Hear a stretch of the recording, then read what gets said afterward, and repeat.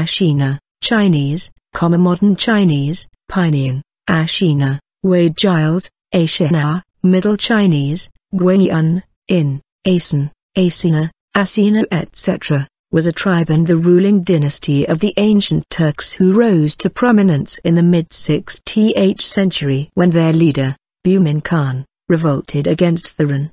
The two main branches of the family, one descended from Bumin and the other from his brother Istemi, ruled over the eastern and western parts of the Göktürk Empire, respectively. The part of researchers, such as H.W. Haussig, S.G. Kljyashtorny, A.N. Bernstamm, Yu.A. Zuev, D.G. Savinov, S.P. Guschin, Rona-Tas, R.N. Frye, C.V. Findley and others who point out the origin of the āshǐnà from Saka-Wusun, put forward in favor of this version of the following arguments. Name.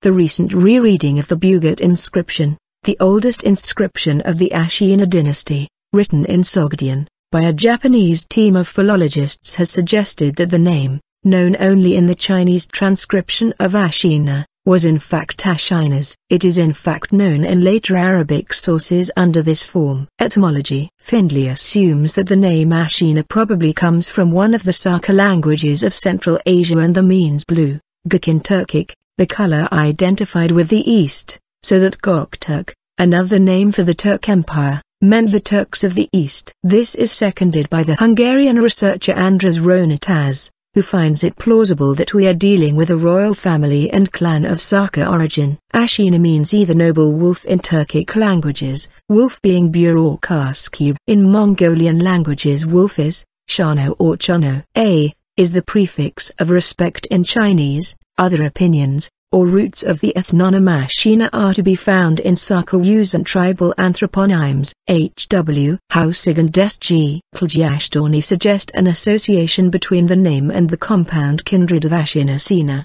Old Persian, which can get quite satisfactory etymological development. This is so even in East Turkestan, then the desired form would be in the Sogdian accession k, seen, blue, dark, Khotan Saka, Brahmi, Asena, Asena, blue, where a long a emerged as development as greater than as, in Tocharian Asena blue, dark, from Khotan Saka and Sogdian. The Saka etymology āshīnà, Asena Asena, with the value blue, the color of the sky, is phonetically and semantically flawless. There is a textual support for this version in the ancient runic inscriptions of the Turks. In the large Orkan inscriptions, in the story of the first Khagan, people living in the newly created empire, are named Göktürk, translated as Celestial Turks. Without touching the numerous interpretations Gök may have and this combination, we note its perfect semantic match with the reconstructed value of the name āshīnà. An explicit semantic calque suggests knowledge of its original meaning and foreign origin, which is compatible with the multi-ethnic, multicultural nature of the first Turkic Khanate, which entailed the loss, however, of the popularity of national character, in the words of Al-Bazin, as was the political and cultural environment of the Ottoman regime of the era of Bilge-Khagan. The name Ashina was recorded in ancient Arab chronicles in the form, Shah-Ni writing. Ashina writing system was taken from Sogdian language.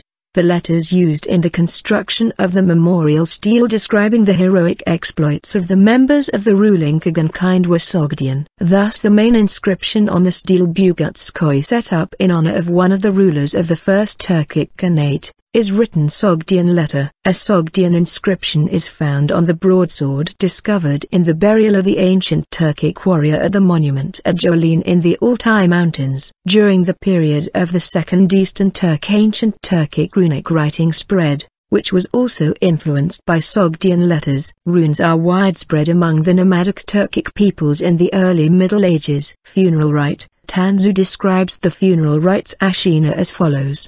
The body of the deceased built in a tent. Sons, grandchildren and relatives of both sexes slaughter horses and sheep, and as they spread around in front of the tent, sacrifice, they ride on horseback 7 times around the tent, and then, at the entrance to the tent slit their own faces with a knife weeping, and spill their blood forward. pouring blood and tears collectively. They do so 7 times and it is over. Later in the chosen day they take the horse on which the deceased used to ride, and the things that he used, and burn them along with the corpse. The ashes are then collected and buried in a certain season into the grave. Those who died in the spring and summer are buried when the leaves on the trees and plants begin to turn yellow and fall. Those who died in the fall or winter are buried when the flowers begin to unfold. On the day of the funeral, as well as on the day of his death, the family offers a sacrifice, rides horses and slit their face. The building,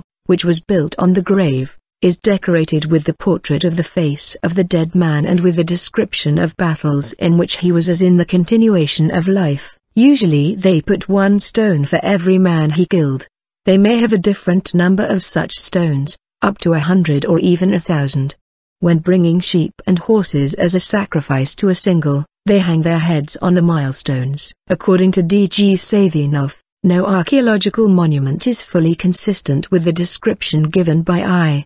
Bukharin. Neither South Siberia nor Central Asia is known yet, although many of its elements are found already in the early Turkic time. According to D.G. Savinov, this may be for several reasons. 2 Kyu burial sites in Central Asia and Southern Siberia are not yet open. The source is a compilation in character, and burial rituals and funeral cycle from various sources are listed in a unified description. 2 Kai funeral rites in the form in which it is recorded in written sources, developed later on the basis of the various components present in some of the archaeological sites of southern Siberia of early Turkic time. It is certain that the rite of cremation was adopted among Turkic Khagan and a very narrow ruling stratum of Khaganates. It was inherent in it as the prince of the tribe, a-shih-na, who had as possible will consider Indo-European origin. Rite of cremation obviously did not spread among the common people of Turkic, that is, did not have a mass character. This may well be at the origin of the other ethnic groups of the ruling family, as a result of the use of the rite described tanzu,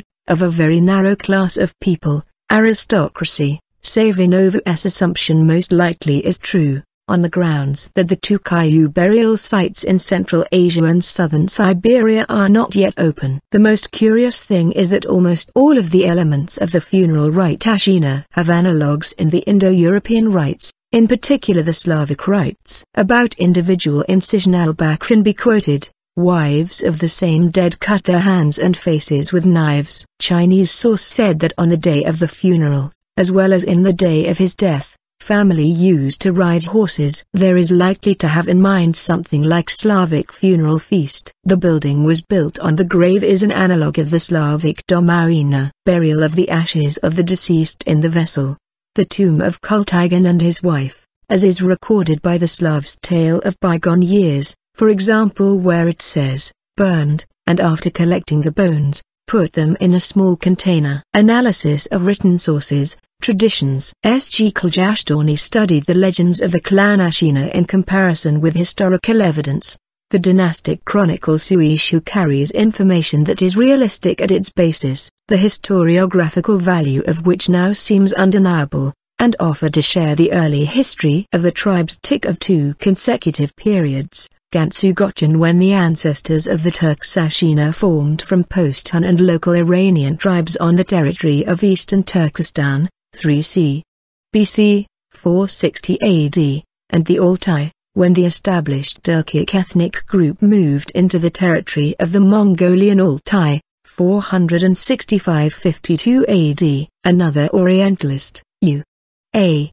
Zuev, also points out the origin of the Saka-Wusun a-shīnà. In particular, he drew attention to the similarity of the legends about the origin of the Saka-Wusun and a-shīnà. Yu.A. Zuev notes that the Wusun had a family relationship with the ruling clan Ashina in the First Turkic Empire. Also Orientalists A.N. Bernstamm, D.G. Savinov and others argue about the Saka-Wusun origin of the a-shīnà clan. They point out that according to the Suishu the a-shīnà ancestors were some mixed Hu, northwestern barbarian, ethnos. A.N. Bernstamm in the preface to Collection of Information by N.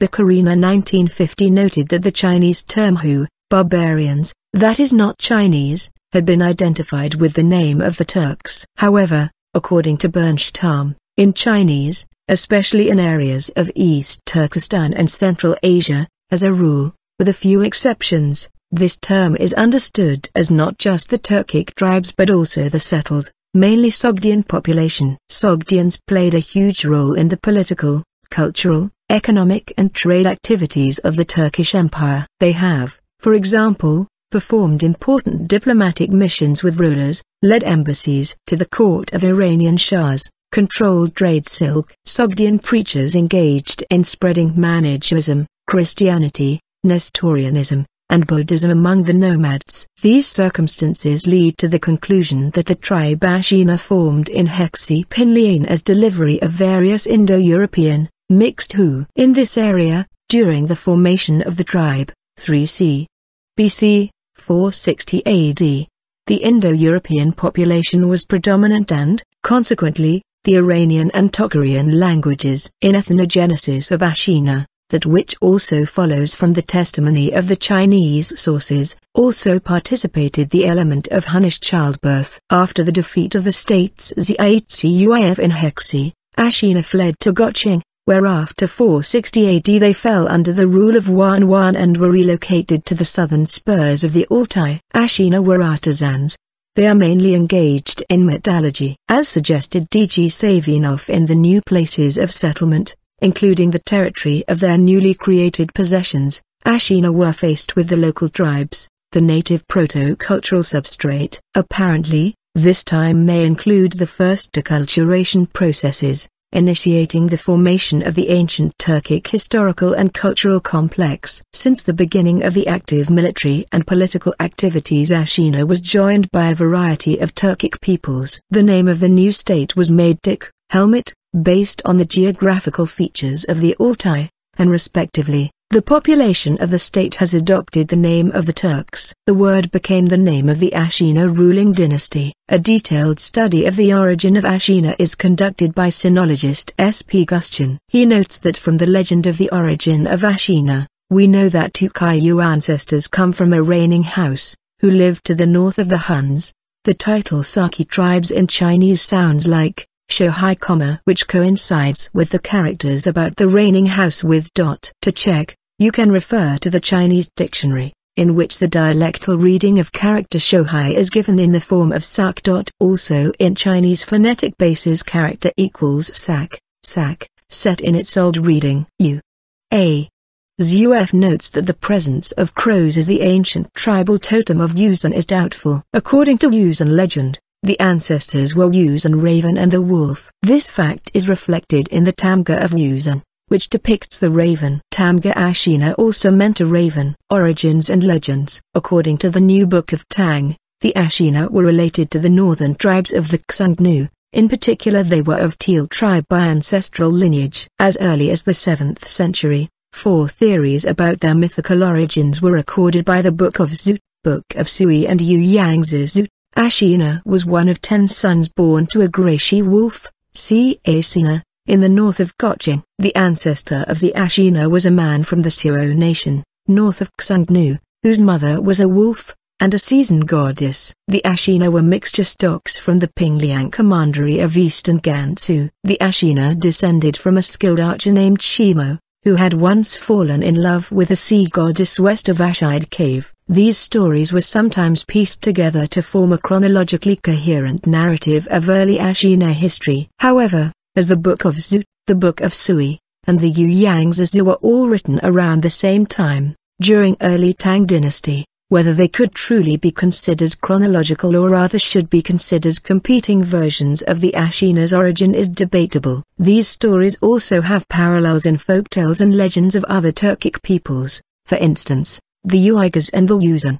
The record of Turks in āshī, written in the first half of 7th century, describes the usage of gold in Turks around mid-5th century. The Turks inlaid gold sculpture of wolf head on their flag. Their military men were called Frye, that is, wolf in Chinese. It is because they are descendant of the wolf, and naming so is for not forgetting their ancestors. History. The name Ashina first appeared in the Chinese records of the 6th century, and prior to that no other sources had related their history at all. The Great Soviet Encyclopedia infers that between the years 265 and 460 the āshǐnà had been part of various late Xiongnu confederations. About 460 they were subjugated by the Rouran, who ousted them from Xinjiang into the Altai Mountains, where the āshīnà gradually emerged as the leaders of the early Turkic confederation, known as the Göktürks. By the 550s,